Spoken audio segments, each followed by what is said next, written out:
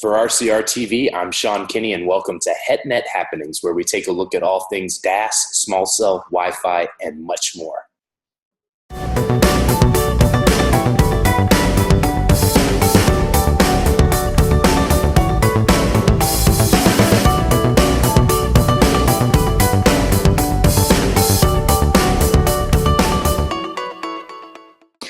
All right, welcome back to HetNet Happenings. You know, it's just about a week later, and I think I'm finally recovering from CES up in Las Vegas.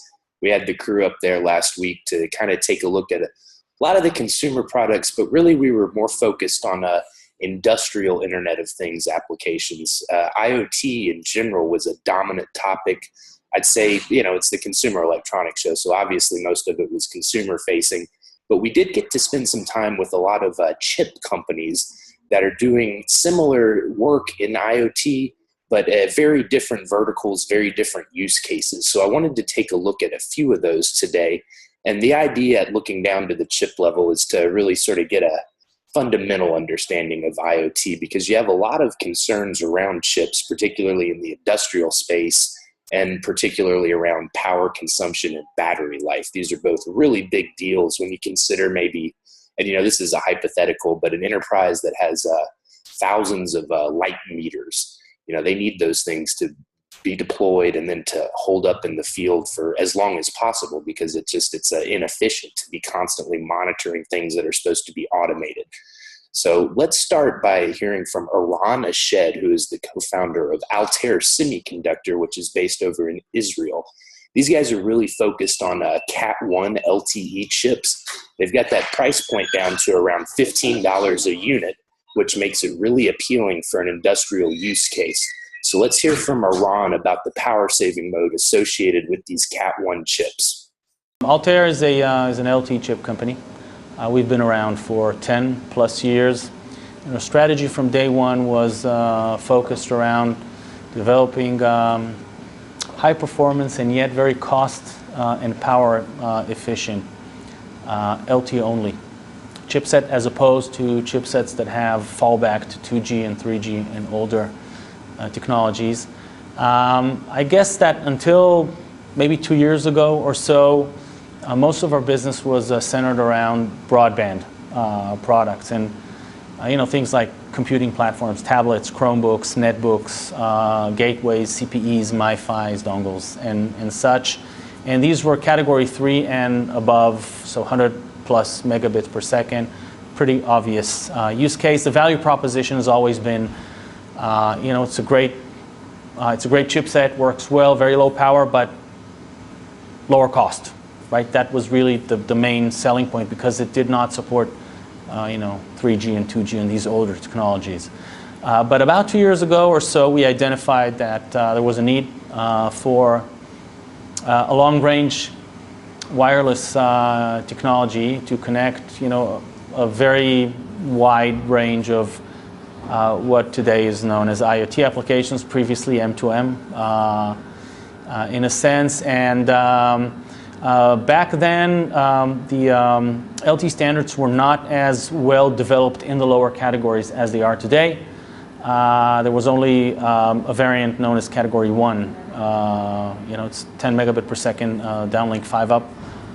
But we figured that from you know, a standards progression perspective, there was going to be at least you know, 3 to 4 year window of being able to ship a product. We designed a dedicated, optimized chipset for Category 1, whereas most of the other players in the market basically said, you know, it's an interim thing. We'll basically just remark our Category 4 chipsets, sell them at a discount, and migrate into the next generation, which I'll talk about in a second. But basically, that turned out to be a pretty big advantage for Altair in the market, because today we have chipsets that are extremely small, extremely low power, and this maybe ties into some of the activities that we've done with Ericsson, AT&T, and some other partners, Verizon as well, in previous conferences. We've shown that a Category 1 chipset with power save mode and extended DRX can achieve more than 10 years worth of battery life. of course, depending on the scenario, if you have a wearable device that has to be idling all the time and listening, it may last for weeks. But if you have a smart meter that needs to wake up once a day, transmit 100 bytes, and go back to sleep, this is 10 years or more on 2 AA batteries. So a pretty significant power reduction compared to higher categories. Cost, which was announced, I think today or yesterday in the AT&T Developers Conference. They announced a $14.99 Category 1 module based on WNC, which uses our chipset inside. So we've also, got the cost down very significantly, and size, which is kind of the third pillar. We have modules which are almost the size of Wi-Fi today. So that's what we have today, and expect to see a bunch of applications in the utilities space, telematics, usage-based insurance tracking, vehicle financing, security system, alarm panels. I mean, every application that needs long-range wireless link and potentially was based on 2G before these networks are being shut off, needs to migrate to something. There's a big advantage for LTE versus the proprietary technologies, LPWA, like LoRa, Sigfox, etc. Kind of outside the scope of this discussion, but basically, very, very intense level of activity in the channels today. Next generation of products is going to even further improve power efficiency, cost, Category M, narrowband, IoT. These are all part of Release 13 of the standards coming, in a year or so. So there is a pretty robust roadmap for LTE in that whole IoT space. We're in for the long haul. We've proven that we can, sustain ourselves and survive in a very highly consolidated market. We intend to stay there. So I think that is a good question, and the answers tend to get a little oversimplified, looking at one dimension, which is module cost or chipset cost. People tend to, I think, overrate that. There's a CapEx element, there's an OpEx element, but there's a total cost of ownership, TCO, right? Total cost of ownership. This is what you really have to look at when trying to figure out if a business model works or not, and the module cost is only a part of that. So say, if we were able to reduce the module cost to $1, okay, and the carrier would still charge $10 a month for the service. Obviously, that would be a no start, and the other way around. So there has to be a very fine balance between these two. I think we've solved the chipset part, and when I say solved, I mean that I think we've gotten to a point where, if it's 50 cents more or less, does not fundamentally change, the ROI model and the viability of the business model. There's a lot of work going into reducing I would say restructuring the SLAs, the service level agreements from carriers, making it, more like a $2 per year per end device. The combination of these two, I think, and of course a need. There has to be a need. But so far, cellular has just been too expensive, too power hungry, and certifications and provisioning and SIMs, and it's just been a pretty challenging experience for folks. Our aim is to make this thing as simple as Wi-Fi or Bluetooth. Don't have to worry about provisioning and SIMs and it's just so simple. You have an API, connect, disconnect, you talk to the network. There's already, pre-installed cloud clients that enable you to connect to, standard cloud platforms like AWS and Google and what have you. It really has to be simple if we want this thing to get off the ground. And I'm very glad to say that all fronts are moving forward, not always at the same pace, but we definitely see very significant movement forward in that sense. Some great points there from Iran, particularly around the business case associated with a large-scale enterprise IoT deployment. So now let's switch gears a little bit. We're going to look at a very different type of processor and a very different type of application. Last year at CES, we spent some time with Nvidia to get an understanding of deep learning and neural networks, which is essentially giving a computer the ability to think like a human. The use case here is autonomous driving, and Nvidia is doing something really different with their Drive PX2 platform. Instead of putting all of that compute power in the cloud and making it accessible to a vehicle, they're putting a supercomputer in your vehicle. This thing's about the size of I don't know, maybe a lunchbox, I guess, and it's just got a insane amount of power. I think it's 8 teraflops or something like this. It's a functional equivalent of 150 some odd MacBook Pros. But anyway, we're going to hear from Dave Anderson from Nvidia about the Drive PX2 platform and what it really means for autonomous driving. So I'm Dave Anderson. I'm Senior Manager of Automotive Integration for Nvidia. And here at CES 2016, one of our major product announcements was our Nvidia Drive PX2 platform. This is a brand new supercomputer for automotive applications. And this supercomputer is powering the next generation of autonomous vehicle applications in vehicle. And it's an amazing platform that has literally over 8 teraflops worth of processing capability. And to kind of put that in perspective, that's about the functional equivalent of 150 MacBook Pros. This platform is enabling, as I said before, artificial intelligence in vehicle. And the way that we're doing that is we're using deep learning and creating neural networks that will run on our Drive PX2 platform. This essentially allows this computer to become a self-learning platform. We're then customizing that neural network through another Nvidia technology that we call Nvidia Drive Net.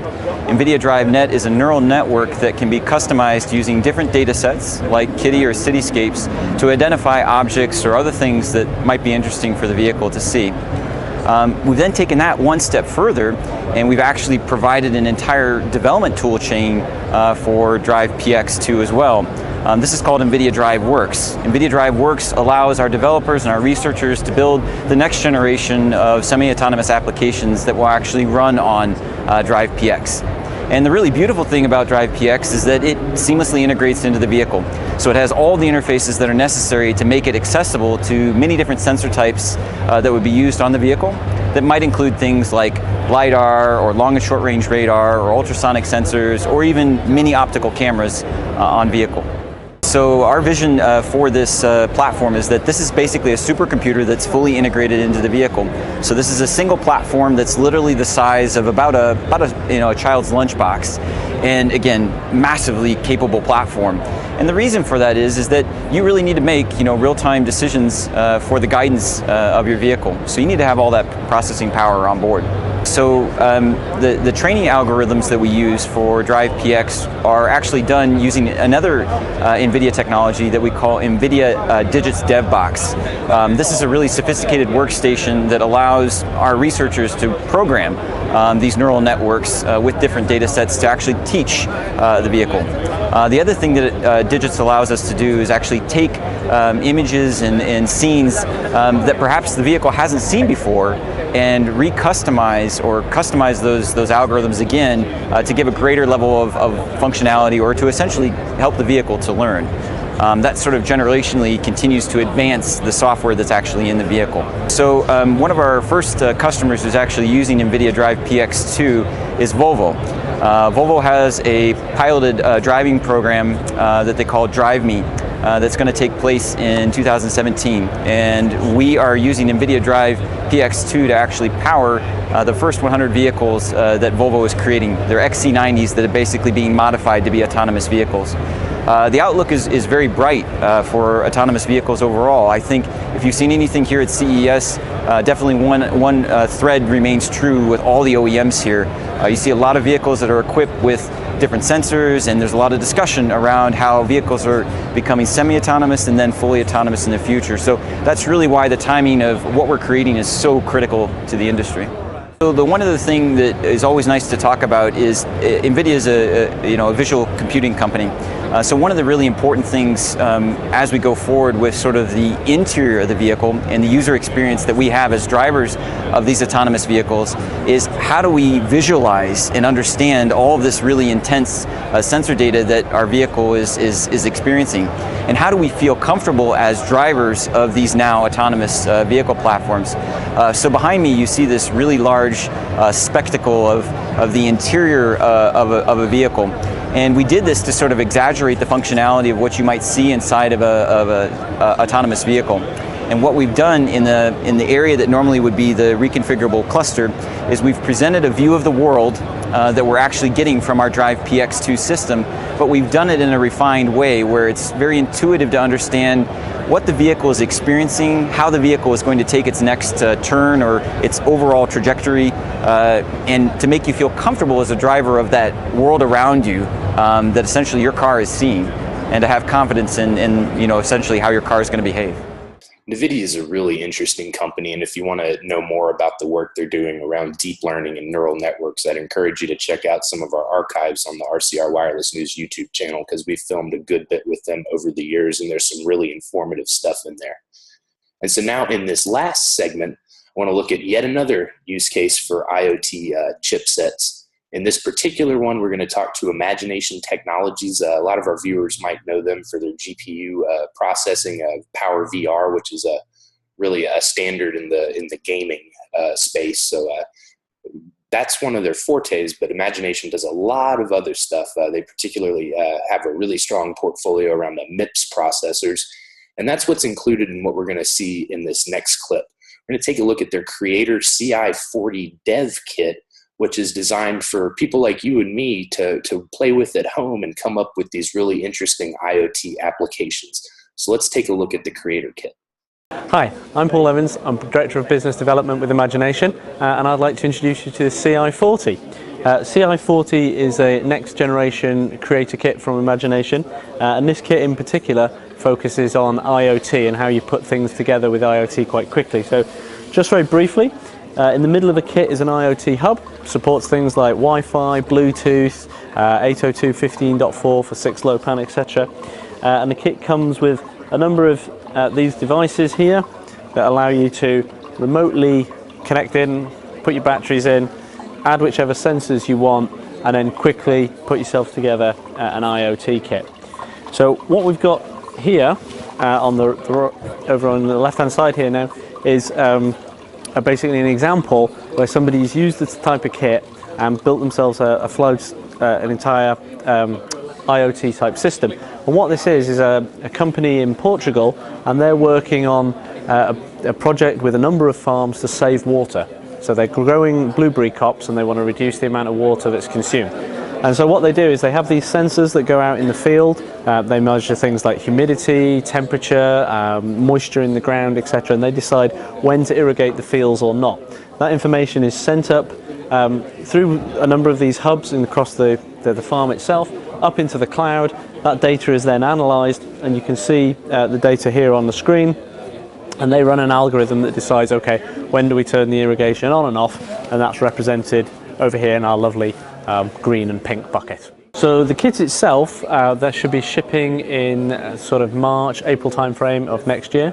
Pricing still TDB. We did have a Kickstarter campaign where we were running these kits in terms of dollars. That was over $100, so I suspect this kit is going to be sort of mid 100-ish type dollars, but pricing still to be finalized. So with the kit right now, we've got a number of people working on sort of alpha and beta type projects. I'll give you some examples. We've got guys working on drones, we've got guys working on microbreweries, car park sensors. We've got another guy who's got a home stereo system where he sort of uses motion sensors to turn on and off the left and right hand speakers, start the audio, stop the audio. So quite a number of projects that are already afoot, like I said, in the early stages with the kit. All right, that was Paul Evans from Imagination Technologies talking to us about one of their IoT geared product lines. And, I think that was a good sort of cross section of what was available there at CES. We looked a little bit at industrial IoT, a little bit about autonomous driving, and then that is a consumer product there at the end. So we're trying to stay true to that consumer electronic show angle. But, we've got 357 days, I think, until CES next year. So hopefully that'll be enough time for me to get over this last trip to Vegas. In the meantime, we've got a great show coming up for you next week. We're going to take you inside the AT&T Drive studio out in Atlanta, which is a really interesting workshop where the folks at AT&T collaborate with automakers to come up with these sort of modular connected car systems that you'll eventually see in a make and model available to you. While we were in Atlanta visiting the Drive studio, also had time to check out the Digital Life product line, so we're going to take a look at that next week as well. In the meantime, I'm Sean Kinney, and I'll see you right back here next week for another episode of HetNet Happenings. HetNet Happenings is a production of RCR TV. To reach Sean Kinney or to suggest a show topic for HetNet Happenings, you can reach Sean at skinney@rcrwireless.com, on Twitter at Sean Kinney RCR. To find out more about the latest in HetNet and all things wireless, dig into rcrwireless.com.